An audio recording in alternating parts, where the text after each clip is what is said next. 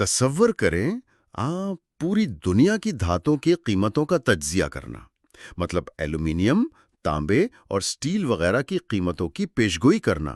بالکل، اور یہ کوئی معمولی کام نہیں ہے۔ ایک چھوٹی سی غلطی اور مینوفیکچرنگ کمپنیوں کے کروڑوں ڈالرز کا نقصان ہو سکتا ہے۔ ہاں نا، کروڑوں ڈالرز۔ اور سب سے دلچسپ بات یہ ہے کہ یہ انتہائی حساس کام شکاگو میں بیٹھی ایک ایسی ٹیم کر رہی ہے جس کے کل ملازمین کی تعداد صرف 11 سے 20 کے درمیان ہے۔ پوری دنیا کی مارکیٹ اور ایک چھوٹے سے کمرے میں بیٹھے چند تجزیہ کار۔ واقعی۔ تو آج کے اس تفصیلی جائزے میں ہم جس سورس مواد پر بات کر رہے ہیں نا، وہ دراصل ایک ماسٹرز تھیسس ہے۔ ہاں، اینڈریا ڈچ لیرا کا تھیسس، جو الینوائے انسٹیٹیوٹ آف ٹیکنالوجی کی طالبہ ہیں۔ بالکل، اور اس کا عنوان ہے ایک میٹل انڈسٹری کمپنی میں اے آئی کا نفاذ۔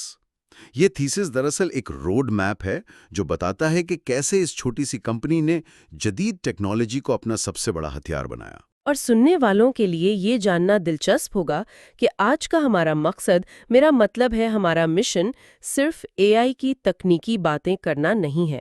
بالکل نہیں۔ بلکہ اس تھیسس کی سب سے خاص بات یہ ہے کہ اس میں حقیقت پسندانہ انداز میں اے آئی کو عملی کاروباری مسائل کے حل کے لیے استعمال کیا گیا ہے۔ ٹھیک ہے، آئیے اس کے مختلف پہلوؤں کو کھولتے ہیں۔ تکنیکی پیچیدگیوں میں جانے سے پہلے ذرا اس کمپنی کو سمجھنا ضروری ہے۔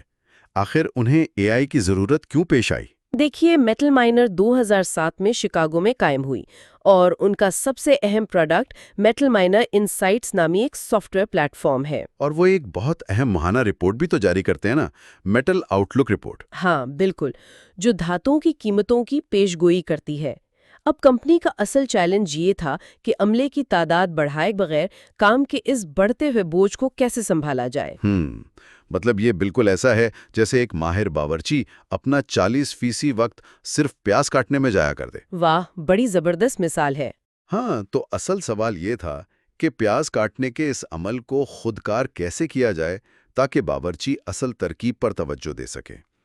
انہوں نے بہتری کے لیے 3 شعبوں کا انتخاب کیا: ایڈیٹوریل، رپورٹ آٹومیشن اور کسٹمر سپورٹ۔ اگر ہم اسے وسیع تر تناظر میں دیکھیں تو بار بار ہونے والے کاموں کی نشاندہی کرنا، مطلب ایسے کام جو بس دہرائے جاتے ہیں، ان کی نشاندہی کرنا اے آئی کو اپنانے کا سب سے پہلا اور اہم قدم ہوتا ہے۔ تو پیاز کاٹنے والی مثال سے ہی آگے بڑھتے ہیں۔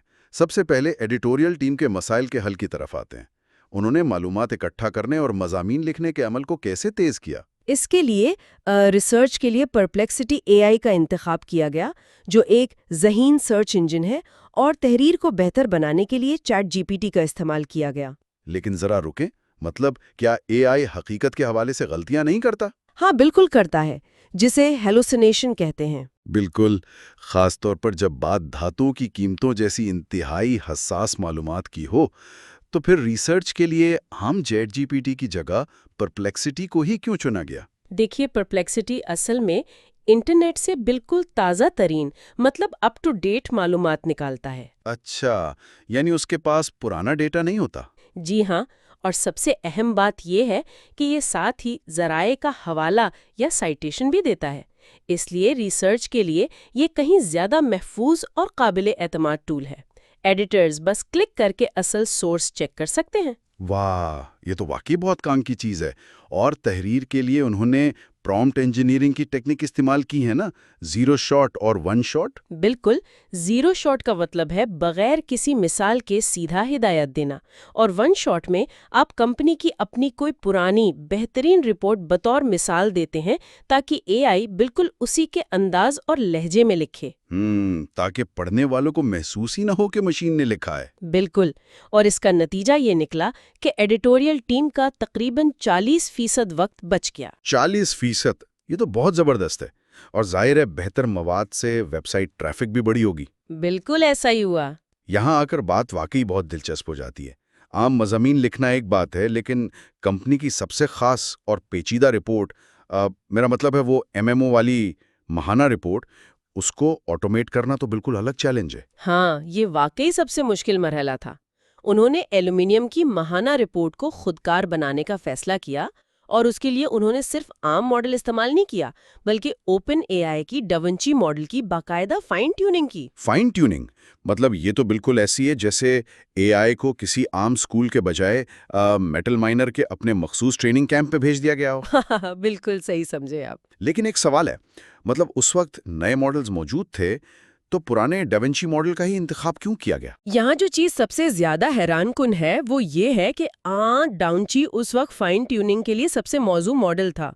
نئے ماڈلز تو تھے لیکن ان میں یہ سہولت نہیں تھی، اور میٹل مائنر کے لیے ایک عام ماڈل سے زیادہ ایک اپنا ماڈل ضروری تھا۔ اچھا، جو بالکل ان کی زبان بولے۔ ہاں، اب انہوں نے کیا کیا کہ ایکسل میں موجود 84 قطاروں پر مشتمل پچھلی رپورٹس کا ڈیٹا اکٹھا کیا۔ اور تھیسس میں لکھا ہے کہ اس ڈیٹا کو ایک مخصوص JSON-L فارمیٹ میں تبدیل کیا گیا۔ جی، JSON-L، کیونکہ انسان تو ایکسل کو اوپر نیچے دیکھ لیتا ہے لیکن ماڈل خطی انداز میں یعنی کتاب کی طرح پڑھتا ہے۔ یعنی ایکسل کی طرح کالمز میں نہیں؟ بالکل۔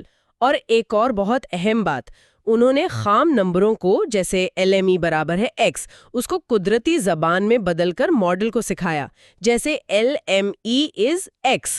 اچھا، تو یہ نمبروں کو الفاظ میں بدلنے کا کیا چکر تھا؟ لینگویج میں ڈیٹا فراہم کرنا بہت ضروری ہے، اس طرح ماڈل اس کا سیاق و سباق بہتر طور پر سمجھ لیتا ہے۔ واقعی؟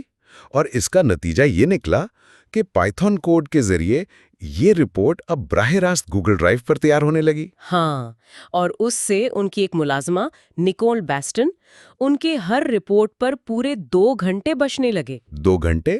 واہ! مطلب مشین نے پہلا ڈرافٹ تیار کر دیا اور انسان نے بس اس پر آخری مہر لگائی۔ بالکل، یہی تو انسان اور مشین کا بہترین ملاپ ہے۔ تو اندرونی کام تو تیز ہو گئے۔ اب اگلا مرحلہ یہ تھا کہ بیرونی صارفین کو اس ذہانت سے کیسے فائدہ پہنچایا جائے۔ ہاں، انہوں نے ویب سائٹ پر ایک کسٹمر سروس AI چیٹ باٹ بنانے کا تجربہ کیا۔ انہوں نے پوری ویب سائٹ کا ڈیٹا نکال کر اسے 500 ٹوکنز کے چھوٹے چھوٹے ٹکڑوں میں یعنی چنکس میں تقسیم کیا۔ تو اس سب کا آخر مطلب کیا ہے؟ اور سب سے بڑا سوال یہ کہ پوری ویب سائٹ کا ڈیٹا ایک ساتھ کیوں نہیں فیڈ کر دیا گیا؟ مطلب اسے ٹھیک 500 ٹوکنز کے ٹکڑوں میں توڑنے کی کیا ضرورت تھی؟ اس سے ایک اہم سوال پیدا ہوتا ہے۔ دیکھیے، ہر ماڈل کی ایک ٹوکن لمٹ ہوتی ہے۔ اگر آپ سارا ڈیٹا ایک ساتھ ڈالیں گے تو ماڈل درمیان سے چیزیں بھولنا شروع کر دے گا، جسے ڈیٹا کٹنا یا ٹرنکیشن کہتے ہیں۔ اچھا، یعنی وہ سارا ڈیٹا ایک وقت میں یاد نہیں رکھ سکتا؟ بالکل نہیں، اور پھر لاگت بھی تو بچانی تھی نا، ہر ٹوکن کے پیسے لگتے ہیں، پورا ڈیٹا پروسیس کرنا بہت مہنگا پڑتا۔ یہ تو بہت منطقی بات ہے۔ تو پھر انہوں نے ان ٹکڑوں کو کیسے استعمال کیا؟ انہوں نے ٹیکسٹ ایمبیڈنگ اڈا 002 ماڈل کے ذریعے ان ٹکڑوں کو ویکٹرز یعنی نمبرز میں بدل کر پائنکون نامی ڈیٹا بیس میں محفوظ کیا۔ اچھا، یہ ایمبیڈنگز کیا چیز ہوتی ہیں؟ ایمبیڈنگز دراصل زبان کو ریاضی میں بدلنے کا نام ہے۔ جب صارف سوال کرتا ہے تو وہ سوال بھی ویکٹر میں تبدیل ہوتا ہے، اور پھر GPT 3.5 ٹربو متعلقہ معلومات ڈھونڈ کر جواب دیتا ہے۔ واہ! مطلب مشین الفاظ نہیں بلکہ تصورات کے ریاضیاتی فاصلے ناپ رہی ہے۔ بالکل ایسا ہی ہے۔ اگر ہم اس ساری گفتگو کا خلاصہ کریں تو AI اب واقعی صرف مستقبل کی کوئی خیالی کہانی نہیں رہی۔ بالکل، یہ روایتی صنعتوں میں جیسے کہ میٹل انڈسٹری میں وقت اور پیسے کی بچت کا ایک انتہائی عملی ہتھیار بن چکی ہے۔ ہاں، اور میٹل مائنر نے جس طرح معلومات کی تلاش، رپورٹس کی فائن ٹیوننگ اور کسٹمر سپورٹ کے لیے AI کا متوازن استعمال کیا، وہ واقعی قابل ستائش ہے۔ اور اس جائزے سے یہ بات بھی ثابت ہوتی ہے کہ کوئی بھی شخص یا ادارہ جو معلومات کے بوجھ تلے دبا ہوا ہے، وہ ان تکنیکوں کا استعمال کر کے اپنی پیداواری صلاحیت کو کئی گنا بڑھا سکتا ہے۔ بالکل صحیح کہا آپ نے۔ اچھا، پروگرام کے آخر میں ایک انتہائی چونکا دینے والا سوال ذہن میں آ رہا ہے، جو سورس مواد سے بھی ایک قدم آگے کی سوچ ہے۔ وہ کیا؟ دیکھیے، اگر AI اتنی مہارت سے ایک کمپنی کی مخصوص آواز اور تجزیاتی صلاحیت کی نقل کر سکتا ہے، تو کیا مستقبل میں ایسا وقت آئے گا جب کمپنیاں اپنے AI باٹس کو گفتگو شنید، میرا مطلب ہے نیگوسیشن کے خفیہ طریقے سکھائیں گی؟ یہ تو بہت ہی دلچسپ خیال ہے۔ ہاں نا؟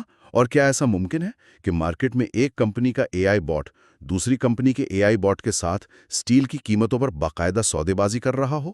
واقعی ایسا ہونا بالکل ممکن لگ رہا ہے۔ اور اگر ایسا ہوا تو اس کاروبار میں انسان کا کیا کردار رہ جائے گا؟ یہ واقعی سوچنے کی بات ہے۔ تو اس سوال کے ساتھ ہی آج کے تفصیلی جائزہ یہیں ختم کرتے ہیں۔ سوچتے رہیے۔